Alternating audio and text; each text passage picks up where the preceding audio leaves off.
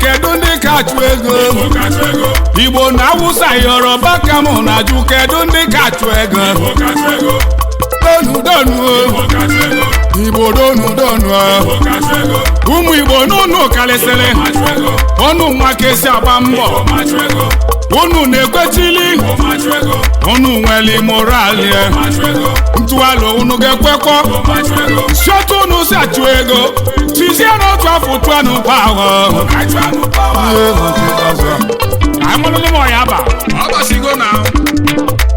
Igbo na-amụ na mụ na-ekwu Property ka obi ohu nnụnụ Chukwu si na azara si n'obi wefe n'ite ịgba ndị Igbo si na ro ekwedị ka na-echeri mgbe na nye apịabago Property ka obi ịgba nwezi udo na arụ ekwe ndị Igbo si na eti mmiri mgbeni ka rabago ekwe nwezi udo na eti na fugo n'onye nwegwu na ya onye amụma ewu ụmụ Igbo be anyị obianụ ka tụalụ okenye na-anọ n'ụlọ be nwa mmụọ n'ọgbụ ihe onye amụma egwu na-ajụ n'ajụjụ were gaba ụmụ Naijiria na trabaghị niile kedu ndị kachụ ego Igbo na Awụsa Yoruba ka mụ na-ajụ kedu ndị kachụ ego asị ndonu unu na-emesibi ike unu maka esi agba mbọ unu na-ekwechiri tenu unu nwere moral ntụalụ unu ga-ekwekọ sotu unu si achụ ego nwere ụlọ otu afọ tụanụ pawa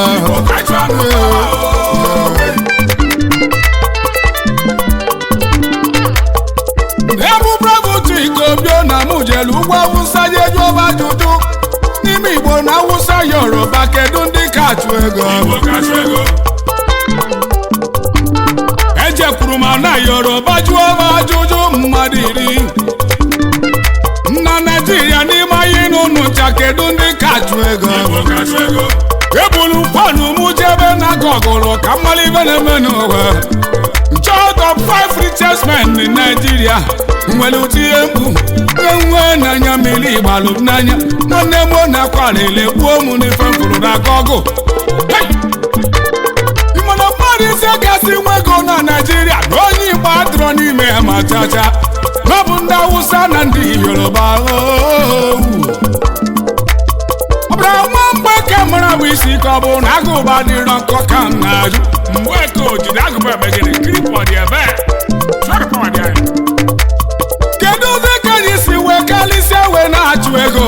ọ bụrụ ndị nwanne mara achụ ego ọ bụrụ sefa nwa kasị yi dego na Nigeria something is wrong somewhere something is missing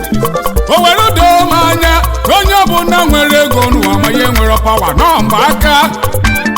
maka na o ji pawa cheta onye nwere ego n'ụwa nasịsị anyị ego n'ụwa ọfụ n'anya ọrụ mbụlụ ya o shekie ya atụọ gị DSS EFCC atụọ gị NAFDAC python dance with the court injunction enu ya si agha o ama ya si agha o onye nwere ego n'ụwa ọra n'ego ya n'ụwa wee gbawali ogo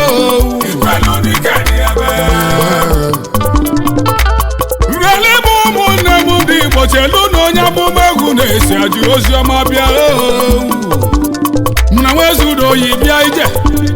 mmiri mgbodogwu na akụbu mmadụ ezie na-ekwe dịka rabago nnụnụ Chukwu nọ n'ọzara osi n'obi ogbefe n'ite ije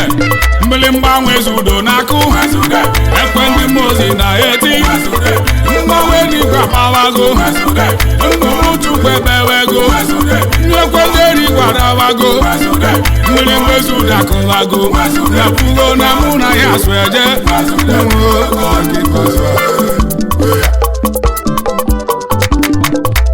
ụmụnne m ndị Igbo ga-edozie ntị ka mụ bịanụ na mbakonụnụ na ntị n'etiti anyị nta n'ebe Naijiria kedu ndị ka nwụbụ ụlọ n'etiti anyị ncha n'ime Naijiria kedu ebe agbamife n'ala creativity n'ala ebe manpower n'ala ebe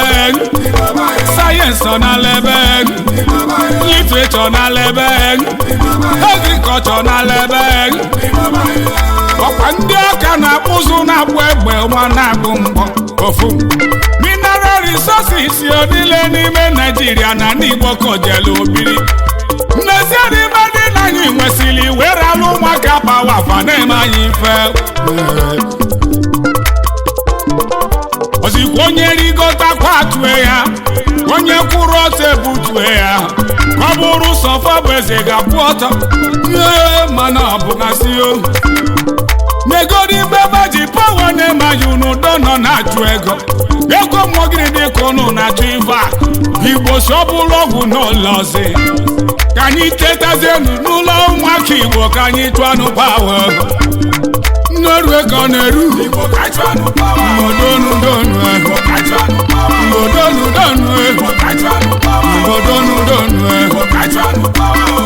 mana kwa akụkọ tiwa akị ibele megbo n'okwute imobanye maọbụdo ọgwụ kemela anyị ba ụmụaka Igbo ka njọ ọ bụrụgodo ọgwụ anyị etieweligoya na ọ ga-akọ otu ọrụ ụlọ bụrụ ibe gbaji polisi na-emerụ biznes ndị Igbo arụ n'ime Naijiria ebe ọ bụ na anyị si gwute siki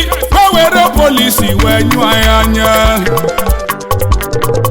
iburu ibe bameri nọsin motosu na nneghe nne m nwere ife akụzielu ibe mere Ibeto Group na Nnewi ibe bamelu Ifeanyị Ụba na o nwere ife akụzielu ụnụ ife mere m so pharmaceutical o nwere ife akụzielu ụnụ ndị Igbo gbakọ n'ọfụma nwanụ welu na-akọ akọ n'uche welu akọ n'uche aga m ekwu na ịghara ibe ya ibe ji pawa nne m ụmụ Igbo n'ime Naijiria ụnụ fụrụ na pawa ka ego o ji pawa ya karịsịrị adị amaka onye ji pawa na-eme ibe sọrịa n'ụwa kagbazie ego gwa ụmụnne pawa ka eji ajụ pawa ya ka nwoke amaka ji wee were ọgwụ na-ele ọgwụ na namba ike ka na mmụọ achọbanụ nwezudo ka ọ nọlụ n'iru ọgwụ ọkụ obodo dịla anyị mgbe ejiri ọkwa votu abụ Eliza Mgbaokpọkụ na adụgo nwezudo na ndụ n'iru ọgwụ anyị achụbanụ na-enwudi ya enụlịa werozi nwezudo bụ ya nwụwa na nuonuo Igbo si na onwenu na-eke nnụnụchukwu si na ọzara si n'obi gwefenitija nyamumegwu na-eshie chegwu nwa prọfesọ mụnekwu gosiọma ka mụziri ụnụ Igbo na n'onume ntị amara amala eji ya n'ihe owu maka Igbo ntị ga n'ibe n'ọrara ọkụkụ ata ụnụ na n'onume Igbo donu donu Igbo